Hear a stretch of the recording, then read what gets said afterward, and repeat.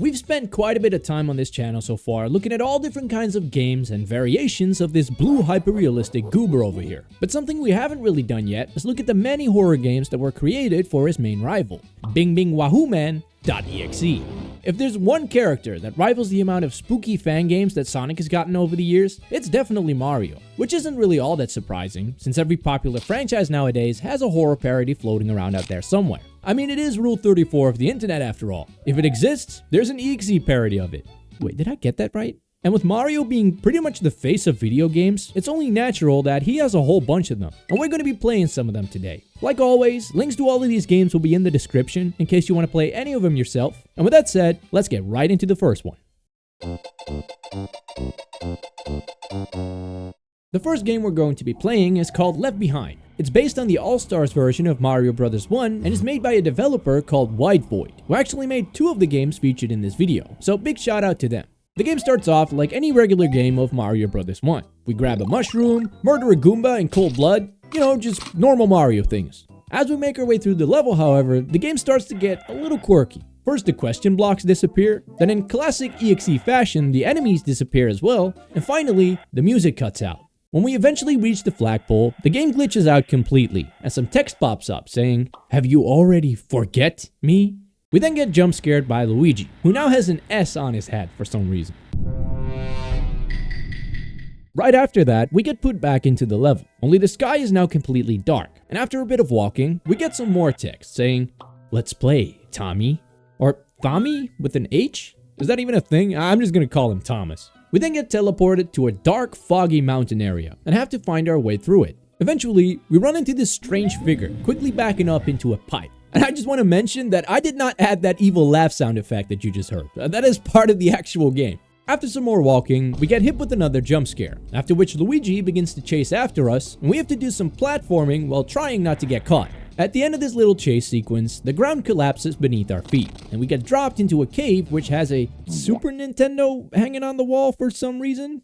Imagine the amount of dust in that thing, man. Whew! In this cave, we have to collect 3 severed body parts of a girl named Sophie. This will all make sense later, I swear. Every time we collect a part, Luigi will begin to chase after us, and the only way to get rid of him is to hide behind one of these trees. Now, can I just say that I do not believe for even a second that Luigi cannot see Mario's fat ass standing behind that tiny potted tree. I think he's either toying with him, or that he just really pities him for being so incredibly desperate that he thought that would actually work, and just lets him go because of it. Either way, I'll take it.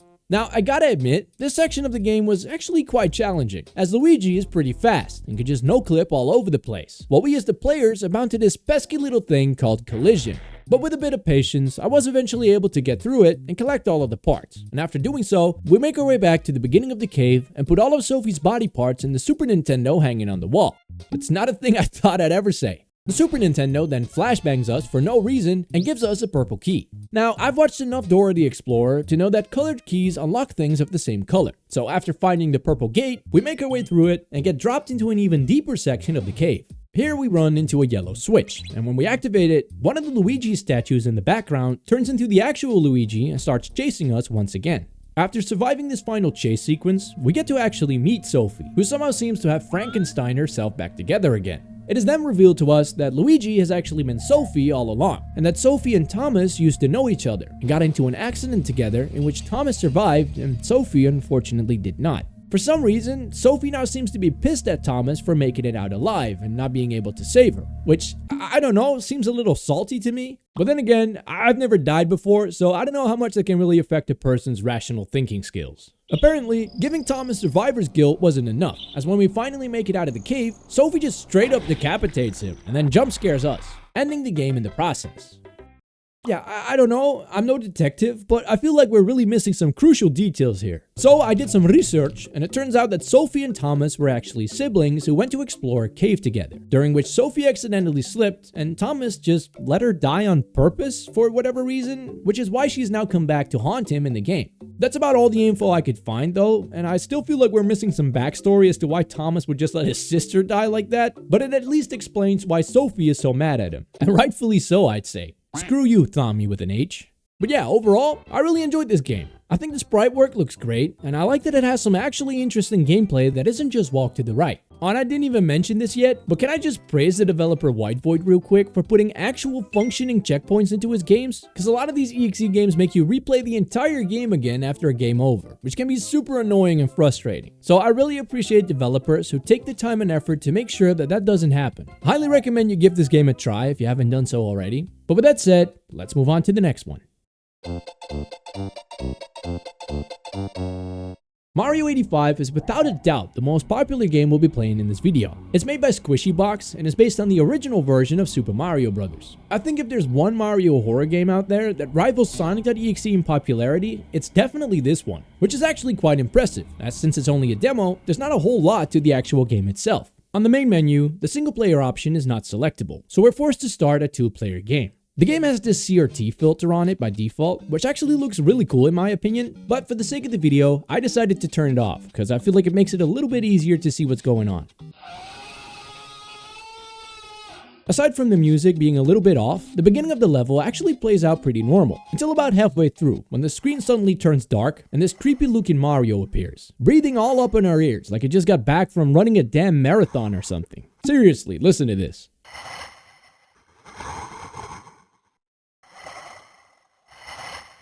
Now, let's just be very glad that we can only see and hear him, and not actually smell him, because I don't even want to begin to imagine what this dude's breath smells like. Probably a mix of expired canned ravioli and brick dust. After this little sequence, we get put back into the level, where the sky slowly starts to turn dark. When we get to the end, Mario is there to greet us, and says that he left us a surprise at the beginning of the level, and that we should go back there to see what it is. When we do that though, Mario drops the nice guy act, and begins to chase after Luigi, or Lucas as he's now called. Turns out there was no surprise at all, only death, and we now have to make it all the way back to the beginning while trying not to get killed by this evil Mario brute, which I gotta say is pretty damn difficult. See, this Mario runs a lot faster than Luigi does, so no matter how well you time your jumps, it's only a matter of time before he catches up to you. And he'll run straight through anything, bricks, blocks, pipes, Luigi, it doesn't matter, nothing will stop him. He's like the cool ape man of the Mushroom Kingdom. So when he inevitably catches up to you, there's really only one thing you can do, and that is to jump on his fat head, which will temporarily stun him, and then try to gain some ground again. His hitbox is a bit janky at times though, and feels a little inconsistent. Like here for example. Someone please tell me why the left clip results in a hit and the right clip results in a death, because other than the direction that Mario is facing, they look practically the same to me. I mean, if anything, the left clip is the one that should have resulted in a death, because look, he got punched right in the nuts. But these janky hitboxes, combined with how fast he is, can make it pretty difficult to time these jumps correctly. Okay, that one's on me. Eventually, we make it to this giant pit that Mario falls into, and the game makes it seem as if he died. Only when we get to the other side, Mario turns into this giant Hulk version of himself and just wahoo straight out of the pit again like nothing ever happened. When we finally make it back to the beginning, we go into this pipe and get some closing words from Mr. Mario himself.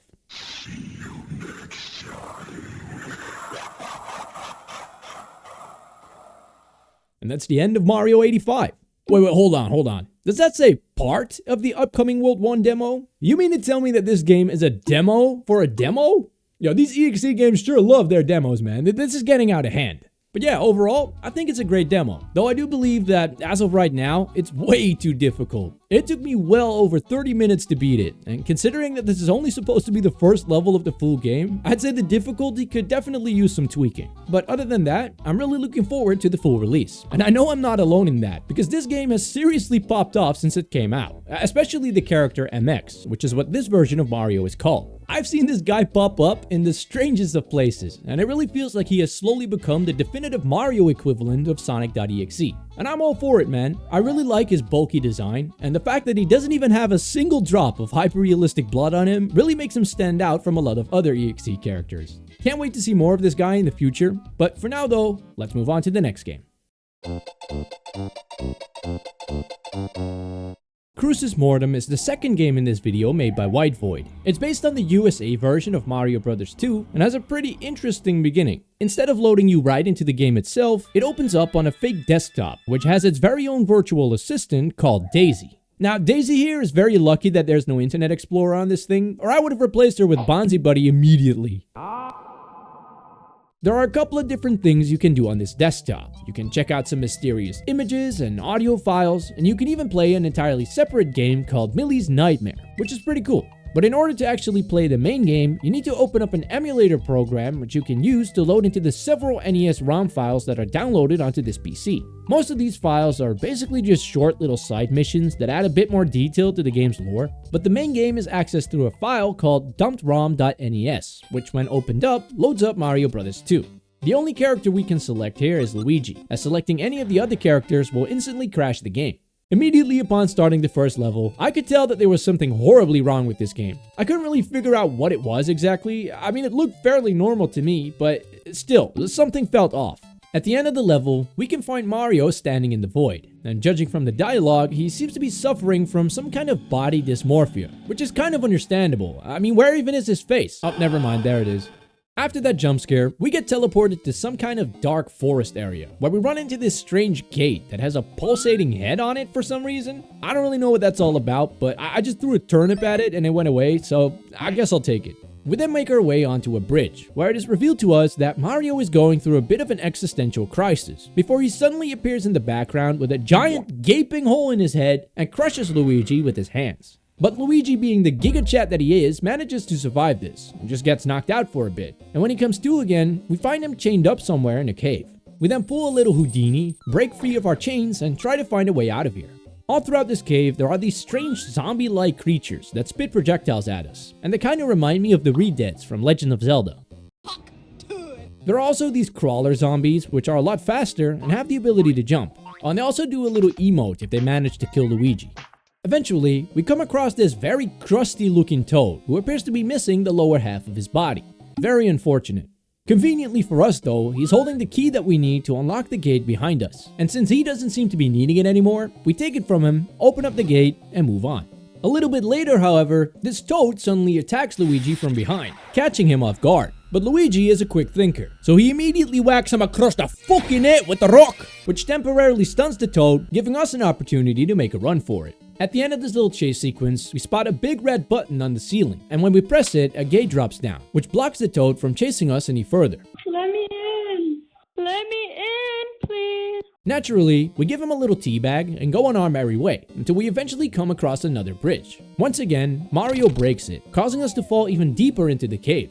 Luckily though, we safely land in some water, and are free to move on. After some more walking, we suddenly get a really out of place feeling cutscene of this kaiju-like creature, which kind of looks like it was pulled straight out of a Metroid game or something. It seems to be annoyed by Luigi jumping around so much, and it politely lets us know this by saying, and I quote, "Jesus Christ, can't you stay still for a mere fucking second?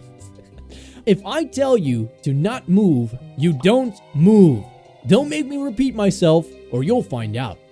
What even is this dialogue, man? Look, I'm not saying that getting cussed out by some ancient eldritch being I just accidentally awoke from its eternal slumber wouldn't be terrifying in its own kind of way, but the dialogue does feel a bit out of character for a creature like this, don't you think? When we get put back into the level, this giant creature is now just chilling in the background, and every time he opens his eyes, we have to stop moving, otherwise he will shoot a bunch of fireballs at us. We also find this giant red face inside of a wall, and when we interact with it, the game prompts us to give it eyes to see.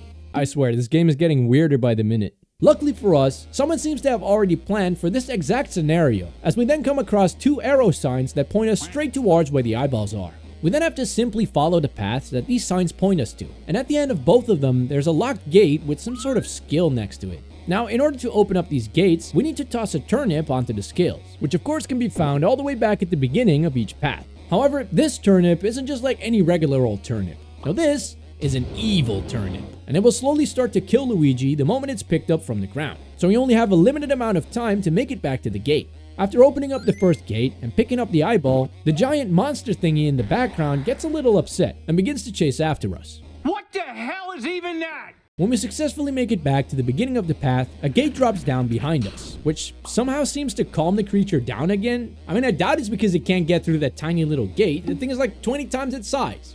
After picking up the second eyeball, the creature doesn't even bother anymore. It just does a little sassy eye roll and then goes away completely, giving us an easy way back to the giant face on the wall. We give it its eyeballs back, and it then thanks us by opening its mouth and letting us walk into it. I don't even know anymore, man. Finally, we get a bit of text from presumably Mario, since the text is red, saying how he can still make things right, and how this is not the way things will end for him. After which we reach the end of the demo. Wow, what a strange game.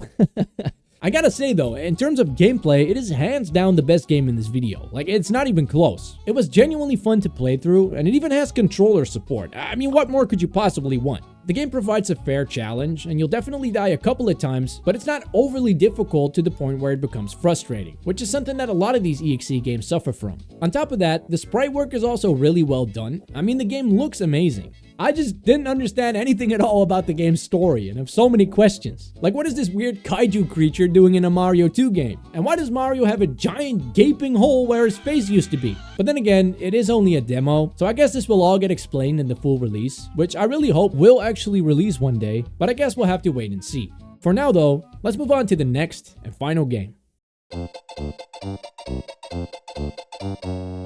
TooLate.EXE is easily the game I was looking forward to playing the most in this video, and that's because this game is made by Mr. Pixel. Now, Mr. Pixel, as some of you might know, is the creator of the Sonic.exe One More Time series of games, which have some of the best sprite work I've personally ever seen in an EXE game. So I was really excited to see what they were able to do with a Mario game. Unfortunately though, that excitement didn't last very long because this game has some serious problems. But I'll get into all of those in a second. Let's actually boot up the game first. The game is based on Mario Bros 3, and the title screen shows Mario looking pretty upset as Luigi's head drops in from the sky. Mario then jumps up to grab it, drops down to his knees, and begins to cry, implying that something happened to Luigi prior to the events of the game. When we press start, the world map opens up like usual, only Mario is still bawling his eyes out. When we enter the first level, Mario says, "I miss you, brother," after which it begins like normal. It's pretty much just regular 1-1 from Mario Bros 3, only in typical EXE fashion without any of the enemies present. When we make it to the end of the level, Mario starts to cry again and says, "Oh, I can't continue with this." That's my Mario voice, by the way. What do you think? But then out of nowhere, we hear Luigi call out to Mario from a distance, upon which Mario looks up and begins to run in the direction of his voice. We eventually find him standing far into the void, and Mario asks him, "Luigi, is that you?" Luigi then transforms into this tall, deformed version of himself and says, "Yes, Mario, it's me, your dear brother." And then he bites Mario's head clean off. Always nice to see a heartfelt family reunion. We then get transported back to the world map, where in my opinion the coolest part of the entire game happens. Luigi grabs onto the map and breaks it in half, revealing his new deformed face. Mario then drops in from the sky, and we get transported to the new world map, which looks like some kind of hellish landscape. The first level of this new world takes place in some creepy dark forest, and the gimmick here is that Luigi will sometimes appear behind Mario and try to comfort him by gently placing his hand on his shoulder and ripping his head off.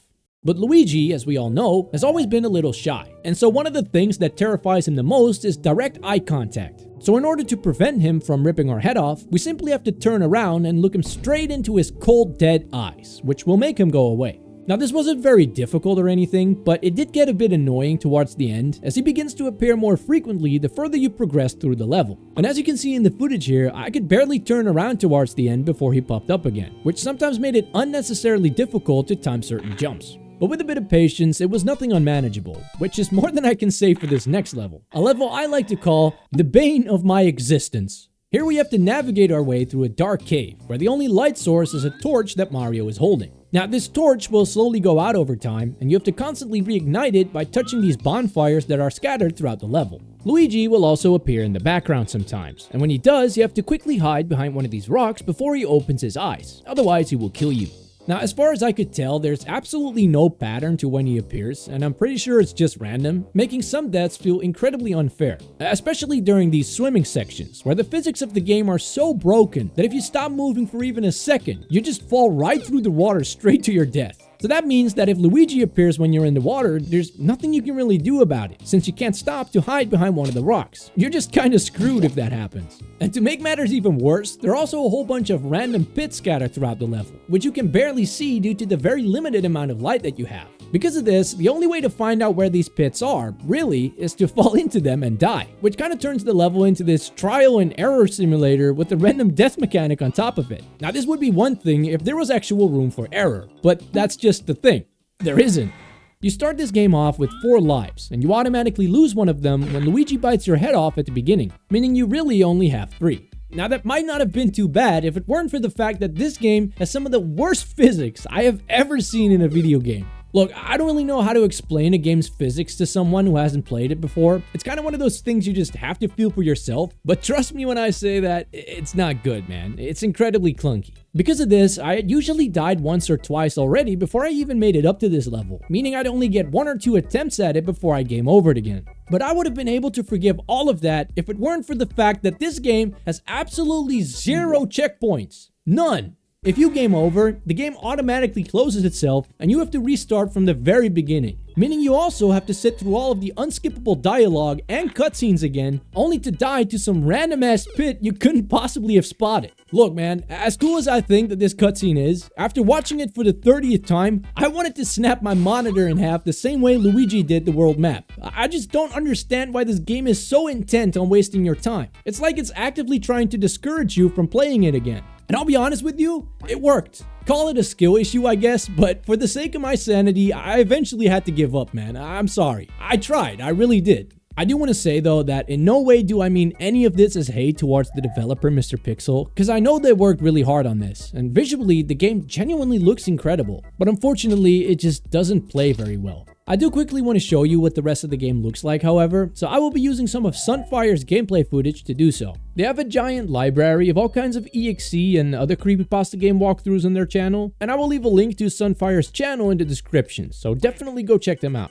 The third level takes place in some fleshy looking landscape where there are a bunch of weird pulsating bubbles on the ground. If you step on any of them, Luigi will pop out and kill Mario, so you need to try and avoid doing so. On the fourth level, there are a bunch of windows scattered all throughout the background of the level, and Luigi will be on the other side of them mimicking Mario's movements. Now the goal here is to avoid going in front of these windows, as when Luigi gets a clear view of Mario, he will break through the window and kill him, which I do have to say is a really cool gameplay idea. After beating this level, there's another great looking cutscene in which Luigi threatens Princess Peach, and the final level takes place in a castle area, where it is revealed that Mario accidentally killed Luigi by dropping the bridge too early in a fight with Bowser, which caused him to fall into the lava. This has caused Luigi to come back as a vengeful spirit to take revenge on Mario for what he did to him. Mario then tells his brother he's sorry, but Luigi says it's too late for that, as he then drops Mario into the lava as well. This then leads to one final jump scare before the game closes itself and ends.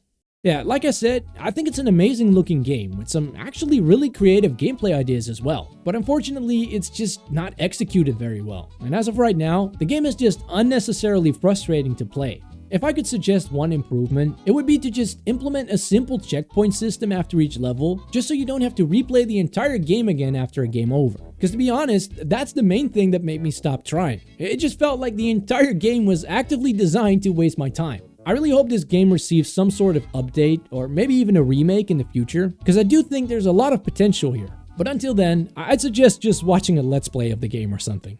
And that marks the end of our little Mario.exe journey. To me, it's always fun to see how far these EXE games have evolved ever since their primitive walking simulator days of the early 2010s. I mean, the improvement in gameplay, and especially some of the sprite work and animations I've seen in these games the past couple of years, has been absolutely incredible. And I really appreciate all of the developers out there who dedicate their time and effort to creating these games for us all to enjoy. And also for keeping this, at least to me, very nostalgic genre of internet horror alive. Now, let's just hope that one day, one of these games is actually good enough to be crowned the new best EXE game of all time. A title that, as of right now, of course still belongs to the absolute masterpiece, Barney.exe. Now I am very angry. Yeah, I don't see that happening anytime soon. Hey, if you made it all the way to the end of this video, then thank you so much for watching. If you enjoyed this video, then you might enjoy some of my other videos as well, so be sure to check them out here. Don't forget to like and subscribe if you haven't already, and hopefully, I will see you guys in a future video. But for now, I'm out. Later, people.